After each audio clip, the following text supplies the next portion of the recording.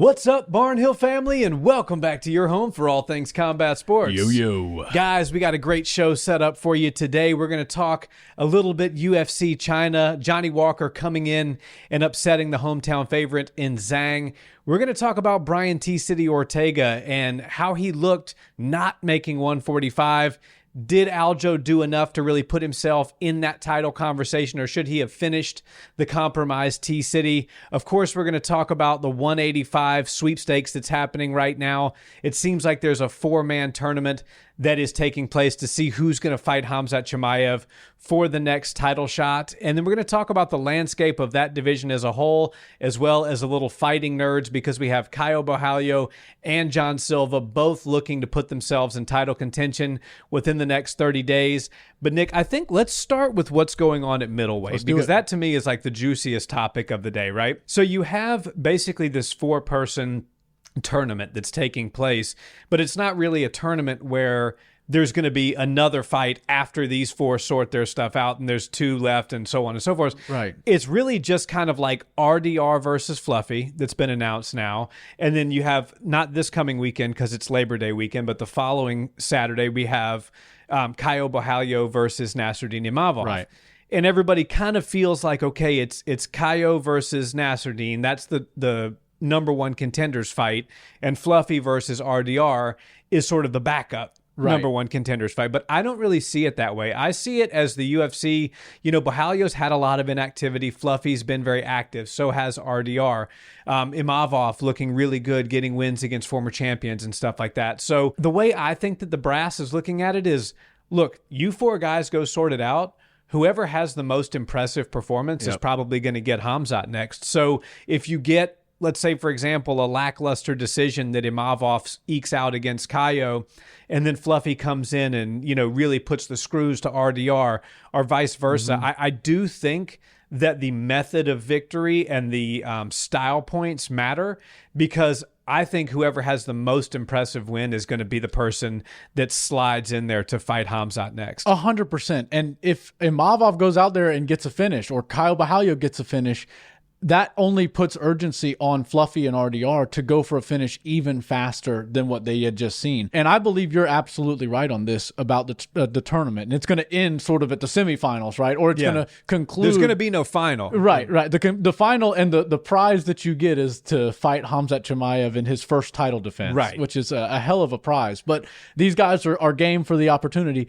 Here's my situation with the weight cut that just happened for Caio Borralho. Is that going to affect him going into this fight in just, 3 weeks? At this point now, it's less than 3 weeks away against Imavov. Imavov didn't have to cut that way. Here. Right. Yeah. I mean, people might not be putting too much consideration into that, but weight cuts are a very real thing. We just saw it this weekend with T-City. It can affect you drastically. And if you are off in any sort of way, I mean, it's not going to look good for you. Caio Borralho wasn't off. He made 185, and he's a big fella. Like, he's a pretty big 185er. Good point. He's very big. And if he has to do that again just 3 weeks later, it's going to be a little bit rough on the body. Now, I'm not saying I think that it's free money and Imavov's going to go steamroll him, but I do think that you put your body through more stress and strain in the time where it should be peaking and spiking as far as camp goes. The last couple weeks before fight week are your most intense sparring weeks and your most intense as far as your VO2 max and your cardiovascular. So I don't know what he was doing, but all I know is on Saturday night, 2 Saturdays ago, he was hanging out at the UFC after making weight. So it probably felt almost like a celebration, right? Yeah. He got paid, but I don't know where Imavov was. If he was in the crowd, maybe they just didn't show him, or if he was in the practice room training for this fight coming up. Also probably close to 200 pounds still. You know, and exactly. Caio's already 20 pounds lighter. He's got to go back. Yeah. We don't know how long it's going to take him to bounce back. 3 weeks time, how much do you really get back into sparring? Right. So it's a really valid point that you're bringing up. Yeah, and I think that sort of leads me to, I'm not going to predict this fight just yet, but I do think that Imavov might have a slight advantage in taking this fight longer, because I think two weight cuts that close to each other, especially in today's MMA game where everybody cuts so much weight, Caio's really going to have to drain himself down in short time. And that sort of makes me feel like this 5-round fight could wind up going the distance. And if it does, it might go Imavov's way, which opens up perfectly for RDR and Fluffy to still see a light at the end of the tunnel for getting that next title shot. Yeah. Because if Imavov goes out there and fights a tough Caio Borralho and gets a decision, or whatever way that plays out, then you've got Fluffy Hernandez, who just came off of like a Khalil Roundtree-esque type of beating over Roman Dolidze. Short notice, he's coming right back onto the scene in quick time. I feel like Fluffy Hernandez has the style amongst all four of these guys to find the most impressive finish. Now, RDR, yeah, he can for sure finish fights with submissions and stuff, but again, this is 2025. The UFC is looking for something. They're looking for wild fights. They want Khamzat in competitive fights.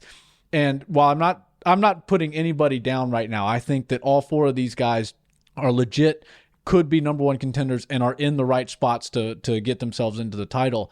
But it is going to be very difficult for any one of them to beat Khamzat. And if I'm just looking at it purely from this side, and I haven't done a deep dive on all of their fights yet, but I would say stylistically, Fluffy Hernandez does have the toughest style for Khamzat to deal with because of his pressure, his wrestling, his scramble ability. All of that makes him a tougher night out, in my opinion, than Imavov, Caio Borralho, and even RDR. The way I look at it is just try to picture Khamzat fighting each of the four contenders, because I think we have it. If his next fight's going to be at 185, which I think is more than likely the case, we have four people. We have Imavov, we have Borralho, we have RDR, and we have Fluffy. Right. Try to imagine any of those fights where Chimaev doesn't come across the cage and immediately get a takedown. Yeah. I think Nasruddin for sure. Caio Borralho, I think for sure, although Caio's pretty powerful. You know, you have to respect the power there. You know, so was DDP. Degree. Exactly. So was DDP. RDR, yes, Khamzat gets him down pretty easily, but that's also interesting because RDR's specialty is on the ground. But again, you know, likelihood of submitting Khamzat off your back, doing much off your back, pretty low, which kind of brings me to Fluffy. I really do think that Hernandez is the toughest potential opponent for Khamzat. The question is going to be, is he going to be able to beat RDR impressively enough to bounce over the winner of Nasruddin Imavov versus Caio Borralho? But here's the one thing that I don't think a lot of people are considering in this quote-unquote 185 sweepstakes tournament. And that is that I think there's one other fight that is in consideration for who Khamzat fights next, and it's not taking place at 185. Who are we talking? So I'm talking about the 205 title fight. Big Ank versus Pereira, the second go-round. So if Big Ank wins, which he's the favorite, I think, you know, the point is kind of moot. Yeah. But if Alex Pereira can somehow come back and right the ship and beat Magomed Ankalaev and get the belt back, one of the biggest fights that the UFC could make at that point in time would be Khamzat versus Alex. Oh, yeah. Alex, you know, everybody loves Alex. Who's not a fan of AP? Right. He's also getting close to 40. How many more big fights are we going to get out of Alex? He's already become such an industry sensation and a worldwide star. Right. The UFC, I think, will look to roll the dice on somebody like a Khamzat. Let's see if Khamzat can go take that belt. Stylistically, he matches up really well. That gets potentially our biggest star in the UAE, in that part of the world, even that much more famous, and gets him another belt around his waist. And we know the UFC's moving more and more towards an international fan base than it is sort of that American, you know, Brazilian, European fan base that it was kind of exclusively before. Now it's really become a worldwide sport. So I think that the UFC brass will have their eyes on that 205 title fight. Yeah. Just to see, because timeline-wise, it does make sense. You know, they're fighting here in the next pay-per-view, so it's something that, you know, who knows what's going to happen with that. But AP certainly has some chance of winning, and if he does, I think that they maybe slide Khamzat in there against him. But I think the more likely outcome is that one of the two winners of Caio versus Imavov or Fluffy versus RDR is the next title challenger, and I think it really boils down to who gets the most impressive win, or most importantly, the most impressive finish. But the other thing I want to talk about at 185 is I want to stay on 185 just a second longer because there's so many interesting things going on. There's 4 former champions floating around 185 right now, plus Paulo Costa. And none of them even feel like they're one win away from a title shot. Right. So it looks like you're going to get Izzy Strickland. There's 2 of the champions there. You know, it looks like Izzy's probably going to wait out this suspension that Sean Strickland's riding and fight him. Yeah. But what's the consequence of winning that fight? Not a title fight. No. So, those two guys are out. You have DDP, who's really kind of in no man's land. Yeah. Does he consider a weight class change? Does he fight Costa? You've made that suggestion on our last episode. I love that fight. I think that's great. Robert Whittaker's pushing himself towards the top 15, not so much the top 5 anymore, but he's still a meaningful character in the division. And what a great division we have right now. Oh, yeah. Where there's so much depth, where there's literally 4, like we talk about like former champions being such a rarity because people like once they lose the belt and they can't really reclimb the mountain, they do a few more and then they cut because they don't want to end up like Tony Ferguson or BJ Penn or one of these guys. And I know Tony was only the interim champion, but still, they don't want to end up in this sort of, no man's land where the UFC is just giving them terrible fights to build the stars of the next generation. So they kind of take their money and they call it a day. But at middleweight right now, there's 4 former world champions who are of varying levels of significance, which is actually really crazy considering that we're not talking about any of them being even 1 or most of them even 2 fights away from a title shot. And what's so interesting is that there's 4 guys that have never been champion that all can absolutely jump into a title fight next with 1 win. Yeah. So it's super interesting because when you take 4 champions and you take 4 contenders and you've got your world champion, that's a 9-person ranking that is just as deep as you can possibly get, because any of these 4 guys that get Khamzat next, whichever one it is, if they're the 185ers, I mean, that is a crazy run to the title and a difficult fight. But these former champions, they also are in this division sort of stuck in no man's land. They're all sort of in this position where all I can do is fight up and coming talent that wants to steal everything I've ever earned and go and take the belt that they hope they can get one day. That is very interesting to see sort of the dynamic of how this division is going to, the tide is going to change. And we might see all 4 of those champions leave the division around the same time. And then we see this whole new crop of guys insert themselves. And it's really interesting because 185, it's always been, I'll go ahead and put this on record. 185 has always been my favorite division. Yeah. And it goes back to the very first time we ever went to a UFC event. I had just turned 21, 21st birthday. The family, you guys all took me out to Vegas for Nick Diaz versus Anderson Silva. Yep. Right? And Anderson Silva was that guy that his highlight reel is what brings you into the sport. For me and a lot of other people. One of the first people I was a fan of when I started watching the sport. Right. When you're like, oh my God, this is the next level, right? So 185 is so fun. And 170, 45, and 155 have all been just so hot for so many years. It sort of made 185 feel like it was, they'd have a really good champion and nobody else could hang. But 185 right now is just as stacked as it can possibly be. The most dominant fighter in the sport is your champion. You've got 4 guys who've never touched the belt that are all super hungry looking to get that shot. And we've got a tournament where they're going to be fighting each other. So it'll almost give like a contender series vibes on those fights, because it's like what Dana says, like when it's contender series fights, I want excitement. When we're talking about, okay, whoever gets this fight, wins this fight most impressively, gets a title shot, it's sort of the same thing, now just higher stakes. And I want to just touch real quick on what you said about 205. I love the idea. And I caught a lot of flack for saying things like Khamzat wants to be a triple champion, and a lot of people think he can't go back to 170, so he might go 265, go to heavyweight. For sure, he's going to go up to 205. That's a given at some point. That's a guarantee. That's a guarantee. And if Alex Pereira has that belt, the UFC is going to try to make that fight immediately. And I believe that's why they didn't let Khamzat do a quick turnaround. What's the one thing we loved about Khamzat when he first started was the quick turnarounds. The fact that he'll basically win a fight, and if it was in a different location, he could fly there just in enough time to make the next fight and then fight again. I think that the people like that, the UFC knows that's very easy to market to the crowd. But the fact that there's this 4-man tournament going on is great, but I do think that they've got a cushion in that 205 fight as well. And that's a great point, because if Pereira wins that fight, all these boys that are fighting at 185 are going to have to lock in for another one, because they're not going to strip Khamzat, I don't believe. No. I think if Alex Pereira wins this fight and Khamzat does move up to 205, we see them change the rule on this 2-division champ thing, I believe Khamzat Chimaev will be allowed to try to go back and forth if he does get the opportunity to go up to 205 first. Yeah, as long as he's defending both, you know, at least one twice a year and the other once a year and maybe whatever. But I mean, we'll see how many times he can even defend and what happens if Big Ank wins. You know, I don't even think they try to make that fight at that point. No, and I that would be a much tougher fight. Still, I think Khamzat could compete still against Ankalaev. I don't think he would. That's a guaranteed loss, but it's just not the fight that the UFC would make. No, and one thing that's so great about the UFC is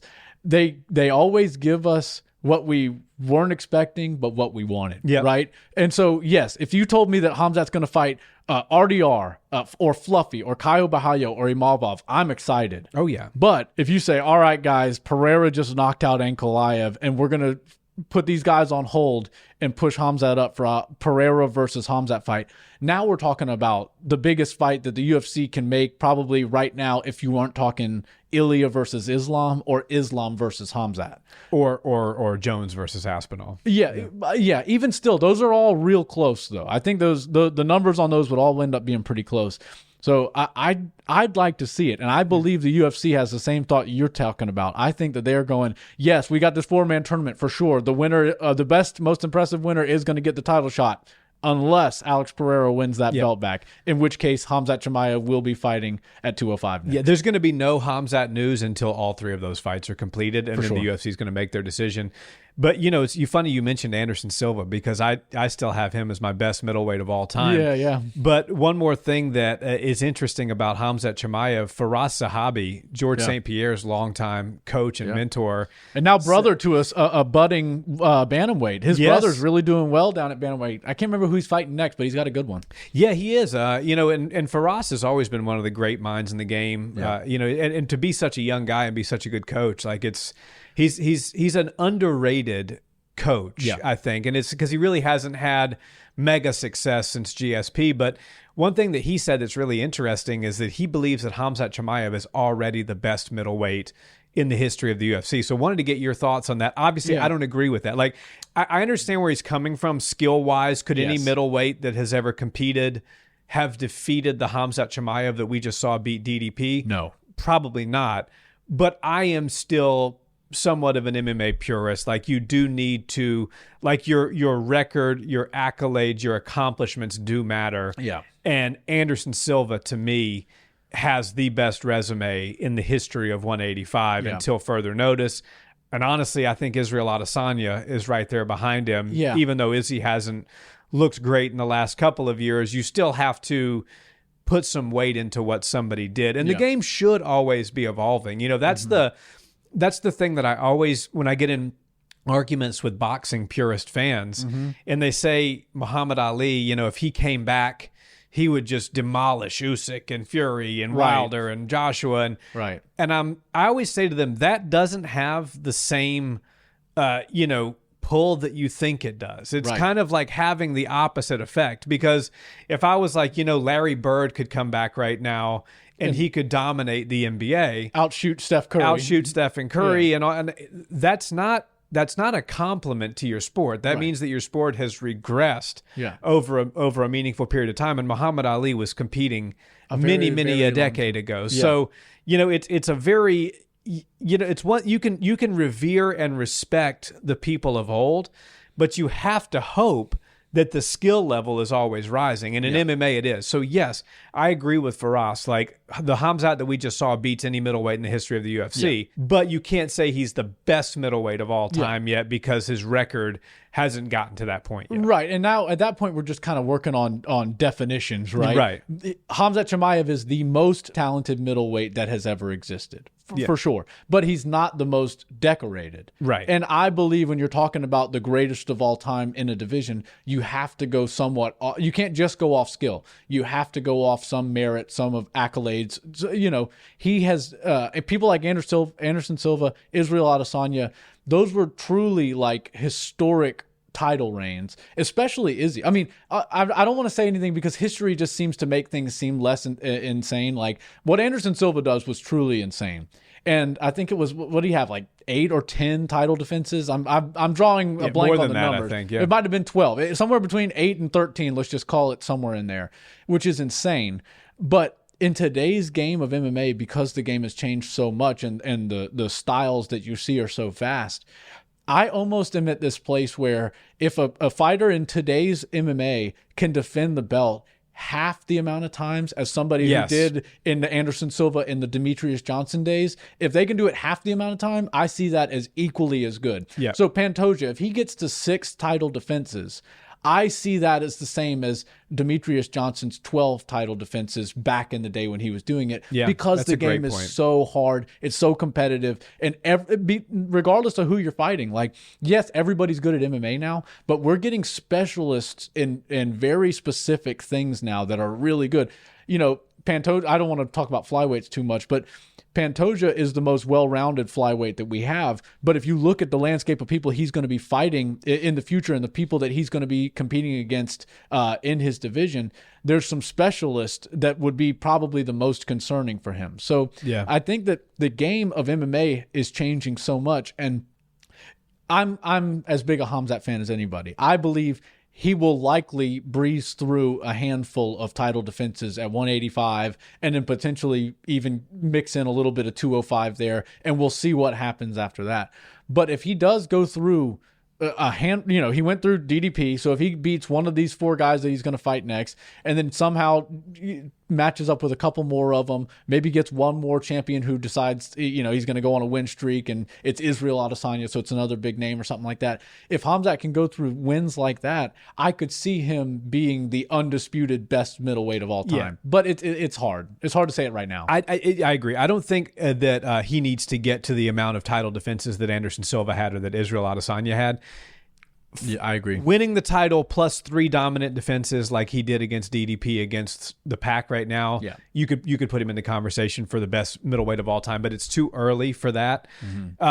Want to switch gears. Let's talk a little bit about what we just saw this past weekend and what we had to go back and watch. Bright and early. I am as big of an MMA fan as anybody, but 2 a.m. just doesn't do it for me. I'm on that dad schedule. You know, I'm in bed by 9:30, 10 o'clock, waking up at 6 a.m. So it's like, well, and I don't even have kids, but I sure as hell wasn't going to wake up at 2 o'clock in the morning to watch a free night of fights. You have no excuse. Yeah, I had no excuse, but I will say, as much of a fan as I am of the UFC and of MMA, I'm an even bigger fan of sleeping. So, we could not articulate sentences if we didn't get enough sleep on this show. So all that to say, we had to go back and watch the fights from this past weekend. 2 takeaways. One, the main event, Johnny Walker surprised a lot of people getting it done. Did damage to the leg of Zhang, and, good for him. He's Johnny's that guy that's just, he wins 1, he loses 2, he wins 2, he loses 1. But he's fun. I like Johnny Walker. I'm in for Johnny Walker. And even though he got his hand raised, the part that I was most excited about was the shaving of the mustache prior to the fight, followed by him literally going for the Khamzat Chimaev versus Kevin Holland takedown, fake the glove tap, go right to the back, except he didn't do it quite as clean as Khamzat Chimaev did. As a matter of fact, Zhang wound up on top of Johnny Walker. So it wouldn't be a Johnny Walker fight if something like that didn't happen. Right. And I guess we should all look at that and go, oh my God, what Khamzat's doing really is impressive, because it's one thing to be able to go and close the distance on somebody and grab them, but to control them and always stay on top is a whole nother level, because Johnny Walker's a great fighter. He knows how to control a fight in any realm. And he did the same technique and wound up flat on his back with a top guy from the UFC on top of him. So and what do you do with him? I think he's got probably a top 7 or top 8 fight coming up. But I mean, I think the biggest story, and congrats to him, and I don't want to brush over it, Zhang will be back, and Johnny will continue to make his way towards the top. I'd like to see if he can string together, 2 or 3 more wins and make some steam and some headway. Well, and the thing about Johnny Walker is he's in the light heavyweight division, and we know things change fast in the light heavyweight division. Yeah. You can win one fight and wind up in a title fight. Yeah. I mean, if we go back to like Yuri Prochazka, I think he was in the UFC 2 fights before he got a title fight. So the room for growth in the 205 division is huge. And even though Johnny Walker, his promise sort of burned down a little bit from when he first came into the UFC, he's absolutely a character we like to see. We're intrigued by him, and I do think that he can he can find himself in a title fight. Not saying he can get that belt very easily, but light heavyweight changes so often, and there's not that many big players or big names. He could find himself getting up there. There's really good people at the top, but there's not a whole lot of depth in between. For sure. For light heavyweight. But I think the biggest story of the night was T-City. Yeah, for sure. What's going on with Brian Ortega? Like I've been a T-City fan for a long time, but it just feels like he's a shell of his former self. I think he's holding on to this 145 dream a little bit too long. He really has no business fighting at 145 again. No. I think he needs to fully make that switch, change his frame up. When they did that face off at the the actual weigh-ins, he looked like a skeleton. He looked like he was dead behind the eyes. He did not look like somebody who should be getting into a cage less than 24 hours later to fight. So the two questions and the two talking points I have for this fight is, one, is T-City washed, or does he have any sort of hope of making some waves at 55? And then the other side of that is Aljo. Aljo had a dominant 50-45 performance, but I think we're all kind of discounting it a little bit because of how bad T-City looked. Right. Should we put a lot of that blame on Aljo and say, you know what, Aljo, he couldn't even get a guy that was barely breathing on at the weigh-ins out of there in 5 rounds? Is he really a contender at 45? Or do we give Aljo the credit that maybe he deserves and say, hey, he won a clean sweep 5 rounds to nothing. It was pretty dominant. Yeah. And, he's continuing his way towards the top of the division. Yeah, there's a lot to unpack with that fight. And Aljamain Sterling on the scorecards had a similar score to Khamzat Chimaev over DDP. Now, it wasn't nearly as dominant of a performance, but as far as the numbers go, they were pretty close. And, Aljamain Sterling, it does sort of suck for him because the narrative switched on weigh-in day. It went from, man, this is a great fight. Whoever wins might be able to, really insert themselves back into the top of 145 talks. And as soon as the weigh-ins happened, and there was this whole thing where it was supposed to be 145, and then that wasn't going to happen. But we've seen this happen before. They make phone calls in the hotels, wherever they are. They say, hey, our guys at this, do you want to stop the weight cut? There's like a 3-way conversation, right, between 2 coaches and the UFC, and they're kind of just sort of figuring it out. I don't know why they didn't just go straight to 55. Why they tried to make it specifically 153. It just didn't seem like it made a whole lot of sense to me. And also, you have to remember that Aljamain Sterling was probably on track to make 145, 146. So did he start rehydrating hours before T-City? Because T-City, when a weight cut goes bad, it's not usually, oh man, I'm 1 pound off. Sometimes you can be 10 pounds off, and you're like, the body stopped sweating. The body stopped cutting weight. I believe those are signs of T-City's body telling him that we need to stop this. And I'm with you in the narrative that it could be a little bit too late. He should have probably gone to lightweight a little bit earlier. Think about Robert Whittaker. He was going to killing himself to get to 170, goes up to 185, becomes the world champion. Now, I'm not saying T-City Ortega has a clear path to the world title at 155. Good luck with that at 55. Yeah. Right. But it's a murderer's row up there. But there are a whole lot of fun fights. And it feels like, even though 145's got some new contenders emerging, there's a whole lot of fun fights at 155. I'd rather see T-City in. I think that, Charles Oliveira, Benny Dariush, Renato Moicano, give me any of those fights. And honestly, I will go ahead and just say, I don't think T-City's washed. I think he had a bad night. I think he had a bad camp. I think sometimes he's a little bit emotional of a human. I think he wears his heart on his sleeve, and what you see is what you get with him. But I do think he should probably consider making that move to 155. He'd find a whole lot of good fights. I think he would have a speed advantage over some of those guys. And here's the thing. He isn't a bad striker. His striking is actually improving still this late into his UFC career. So if he's got his good submission skills locked up in the back pocket and he's getting his hands together, now he's just running out of gas. Now he's running out of energy. So I don't want to say that 145 has less talented fighters than 155 or any sort of way like that. Once you get to this high of a level, everybody's pretty damn good. Mm-hmm. But if you're running out of gas at 45 and you can fight a guy who's equally skilled, but you don't have to cut quite as much weight at 55, it's not for a title either direction, so you might as well not keep killing your body. And who knows, most of the time when we see people go up, they end up having a lot of success. So T-City just needs to consider it and maybe just decide that 145's belt is no longer within reach. But there's a lot of fun fights. As a matter of fact, there's 2 belts at 155 right now. Yeah. T-City could wind up in a BMF title. Who knows? But all I know... You think he wants Mad Max again? I don't think so, but he might have to do another boxing lesson, right? You need to teach him how to hold block his hands punches. up for him, yeah. But either way, I'm just saying T-City at 155 is the way to go. Yeah, I agree. And I'm about to say something that I think if you're a big jiu-jitsu guy, you might want to go ahead and turn the video off. Okay, let's hear it. I love jiu-jitsu. It's the sport that got me into the sport of MMA. Yep. The history of jiu-jitsu is irrefutable. Like it was the sport, it was the dominant martial art from 1993 for several decades. This is now 2025. Jiu-jitsu alone is among the worst bases that you can have for sure in today's mixed martial arts landscape. For sure. Now, are jiu-jitsu skills useful in MMA? Absolutely. Oh, yeah.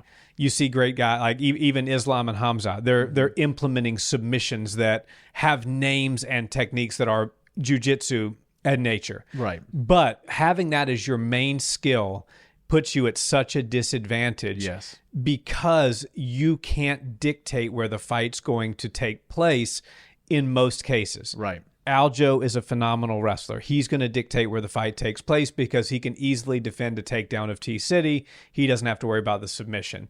If he wants to stay striking, he can stay striking. If he wants to take him down, he can take him down. Somebody like a Jean Silva, just lethal on the feet, but has phenomenal takedown defense. A Rafael Fiziev, if he goes up to 55, stuff like that. So if you're coming into this sport as a pure jiu-jitsu guy, you have to get your takedowns locked in to where they're almost as good as your jiu-jitsu for the jiu-jitsu to even matter. Right. Because you can't submit anybody if you can't get them where you want them. Right. And if everybody knows what you do, I mean, it's in the name. T-City is Triangle City. That's off the back jiu-jitsu. Right. That's Hoist Gracie type of bigger guy on top of me. I'm going to use my legs to use a powerful part of my body to exploit a lesser powerful part of my opponent's body. Triangle, that's one of those techniques off the back. But that's a technique in MMA where you're losing. Right. If your back is on the ground and your opponent's on top of you, you're losing in today's MMA world. So it pains me to say it, but it's because I love Rener Gracie, and I think he's one of the best jiu-jitsu minds in the game and one of the best people out there, period, Seems like in a great general. Guy. But Brian Ortega needs to address his wrestling, and he needs to be able to get the fight to where he wants it if he wants to have success with that jiu-jitsu. Otherwise, he just needs to clean up his hands and his feet and just try to become a really good striker, because you're not going to get people, especially when they know what your special skill is, to oblige to go to the ground with you unless they feel like they can match your skill on the ground. Right. So I say that to say, I mean, it's really tough to be a jiu-jitsu specialist in today's MMA world, and that was not the story 35, 40 years ago. Even 10 years ago, it wasn't exactly. There were people who, Damian Maia, he comes to mind. He was an absolute specialist in the UFC that specialized in Brazilian Jiu-Jitsu, right? Yeah. That's sort of the day of that has changed. And we still see specialists, but we have to remember that the game is changing and evolving so fast that even if just watching Khamzat Chimaev versus DDP made people in the UFC and made people that will become UFC fighters better. Yeah. Because now when you see things, again, I'm bringing up Mighty Mouse for the second time in this video. When Mighty Mouse did that suplex to the armbar, people go, oh my God, that's possible. And then you start seeing people on the regional scene try to do things along those lines. And that's how the game just changes. And the game is forever evolving, and jiu-jitsu had its place as the most dominant aspect of the sport. It went away. It sort of went into striking, and I'll sort of say that Israel Adesanya was one of the leaders in Silva, Adesanya, that you had that really great striking era that could defend takedowns and keep the fight standing. But it just feels to me that today, in 2025, the grappling era has truly started. And it's like I said, I don't even like to call it jiu-jitsu. I don't like to call it wrestling. I like to call it grappling. Because MMA grappling. It is MMA grappling. Now, when you see guys, Carlos Prates, another one who's opening people's eyes. Same with Jack Della Maddalena. The way that they're able to defend takedowns. When a young fighter sees that, they go, oh my God, I can do that. All I got to do when the person shoots in on me is grab this leg and sprawl out this way and turn the corner here and then put some weight on this or maybe get a whizzer in. People are opening their eyes, and that's why the game is changing so fast. And I feel like if you are a specialist in a realm like Muay Thai, and this sounds even crazy to say, Muay Thai or jiu-jitsu, you can be at a bit of a disadvantage because we've got these dynamic movers who can strike really well. Yeah. Think of a Jean Silva. We're talking about Jean Silva once again. Ilia Topuria has decided, you know what? I don't like kicking range. I'm going to come inside of kicking range. Now you can't kick me, and I'm going to make you make mistakes with your hands, and I'm going to make you pay for them. Yeah. So we're taking aspects of the game out, right? Okay, well, the jiu-jitsu realm is completely gone if the person can't take you to the ground, right? Completely. So you might as well not even have jiu-jitsu skills. Right. So T-City Ortega would have needed Aljamain Sterling to take him down successfully for him to land a T-City triangle on Aljamain Sterling, right? And Aljo's got amazing posture and all that because he's a wrestler and a good jiu-jitsu fighter himself. And a coach who says, hey, the one place that he can probably give you some trouble is on the back. So even though you're a great wrestler, don't wrestle him. And then you win your fight via a different way. So I think that it's very interesting that we bring up sort of the way the sport's evolving, but it's crazy to see that jiu-jitsu went from the most dominant aspect of the sport and the most impressive discipline you can come into MMA with to essentially the least effective version of offense that you can have in MMA. And again, if you look at the stats of submissions in the UFC, I'm going to be off by a couple points, but 90% are rear naked chokes. Yeah. And then it's like 8% are guillotines. And then the other 2% makes up everything your arm else. bars, your kimuras, your heel hooks. Yeah. Anything like that. So there's so few submissions. When I first started training in MMA, I would be on mount, right? Try to punch somebody, get their hands up, and then I'd fall back on an arm and try to take it. As soon as you drop off of top position and take an arm, an MMA fighter is just going to wrestle right up, and now you've let them out of trouble. So I remember my coach Crew Bob said, no more leaving top position. We punch from the top. We look to take the back from the top if they're going to turn a lot, but we do not leave top position. So I had to modify all my jiu-jitsu. I threw out all of the good submissions, the sneaky stuff I knew, wrist locks and all this stuff. I said, now, if I'm not getting a rear naked choke, I'm just going to keep searching until I find something that is super high percentage. Yeah, that's what's high percentage. And, it's like we talked about this on the last episode. It's what Gordon Ryan, alluded to as the chest to chest and the chest to back. Like that is kind of the game right now because Islam takes people down very differently than Khamzat Chimaev does. But what's the one thing that they have in common is they have that immense chest to chest control and chest to back control. Yep. And once they get those positions, it's damn near impossible for their opponents to do anything. Out. Yeah, they can't even get anywhere but flat. Exactly. And that's how they're beating these people. So, tough for T-City. I think he needs to make some adjustments to his game. I for sure think he needs to move up to 155. Yep. He's no spring chicken anymore. He's not an old fighter by any means, but he's not a young prospect anymore. No. He's got a few years left to try to make it right. Yep. And if he wants to make some noise, he needs to make it at lightweight. But to finalize today's show, I want to go back to 145 because it feels like the Fighting Nerds are just on the cusp of starting to fight for titles, right? Because Caio Borralho, if he can get past Nasruddin, he's probably going to get in the title shot. You've got Jean Silva taking on Diego Lopez, which is the fight I want to end on talking about today, giving our early thoughts on that, because it seems like they're pushing Silva.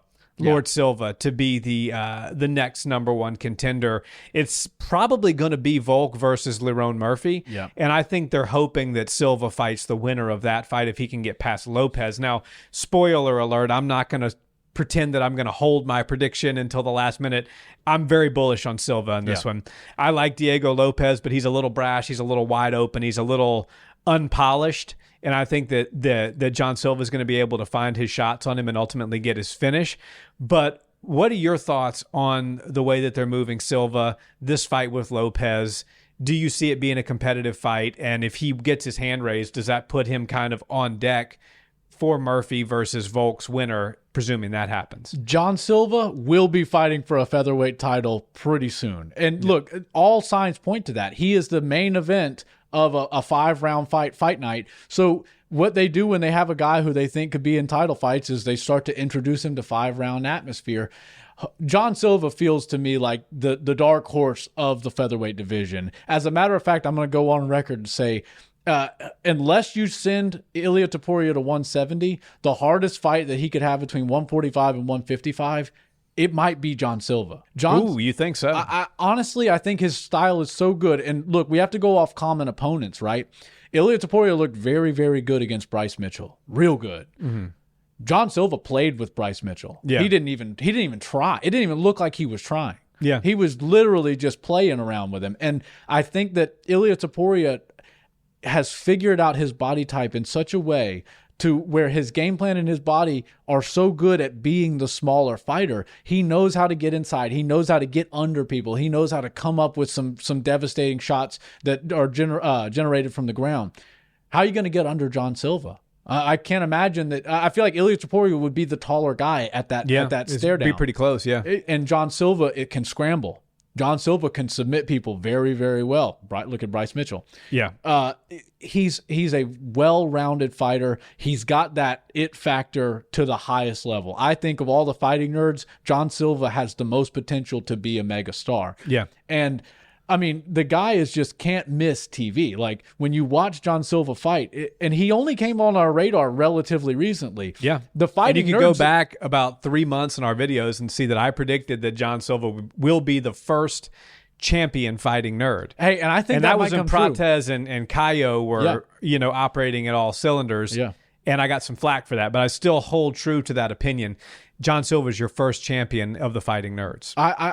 It's hard to disagree with that. And I know we've got Caio Bajallo. He just weighed in for a number one or a replacement alternate fighter. And he's got a fight on the horizon where if he wins it in impressive fashion, he gets a title shot. But you can almost say the same thing about John Silva. And I'm with you. I think John Silva will be the first fighting nerd to get a UFC belt. It's so interesting how fast the fighting nerds have risen to the top because it felt, we all knew who Caio Bajallo was. We're like, okay, there's this guy. He wears the glasses. Neck tattoos, free spirit. Yeah, I like this fella, yeah. He's cool, but he says he's a nerd. Okay, no problem. We're down with that. It's something interesting. And then comes the smoker and the whiskey drinker with the Muay Thai tattoo. It's like, hold on. Yeah. What's up with these fellas? Yeah, and they're like, oh, wait, there's one of you in each of the divisions. And then we get Rufy, who, if you were watching any of the footage online, everybody was like, oh, Rufy is him. Rufy is the guy. He's the evolution of Conor McGregor striking, right? So we're like, and now there's a girl, like now apparently a female. Yeah. I don't even remember her name. And then the Polish guy, she puts the nerd like the glasses on. Yeah, and then that Michelle whatever he is, he's Polish. I botched that, but he's a fighting nerd. I think you nailed his name. Yeah. Joe Rogan, he's a fighting nerd. Yeah. But no, so we start to see them, the fighting nerd glasses pop up in post-fight interviews more and more, and they almost never lose, so you see them every time they fight. And then John Silva and Rufy sort of came in with their statement wins, and you go, okay, these guys are actually operating on a high level. This team has figured something out, and they've got the sauce that works for them. But yeah, as far as the talent goes out of the fighting nerds, all of them can reach very high levels. But I think John Silva has the style, the it factor, the ability, and he's in the right division to just come straight in, guns a-blazing. And do you think Lopez can give him much of a challenge? Lopez is a great fighter. He knows how he's durable. He knows how to fight. He knows how to return fire. But John Silva is one of those guys who I don't know if you're going to find somebody who can move quite like him. I'm just going to nerd out a little bit because you need to go, guys, if you've not checked out the Instagram of the Fighting Nerds, go look it up. And John Silva in particular, he was working this one technique that was so cool. It was on, if somebody were to basically change levels, shoot in, and tie you up against the cage. So naturally what you do is you get sideways sort of in a sprinter stance, lower your base, get nice and heavy, try to lift them up above your to your waistline if you can. So what he was doing was, in that situation, he would make sure that the arms were separated from behind him so they don't have a grasp of him, but they have him sort of by both sides. And what he's doing is using their pressure to backflip out above them and then take their back. I'm not even describing it well enough, but the way he does it, there's a video on Instagram. Jean Silva standing there, somebody shoots in and he does a backflip and winds up taking the back off of them and the pressure that they're pushing into him on the cage. I need to see There's the evolution of this game that we're talking about. I just think that John Silva is one of those guys who mentally, he like John Jones, can just come up with something on the spot, and it's the perfect technique for the scenario. And maybe we don't even have a name for it, right? We don't even know what it's called. John Silva, to me, feels like the best fighting nerd and the one that has the chance to win the belt first.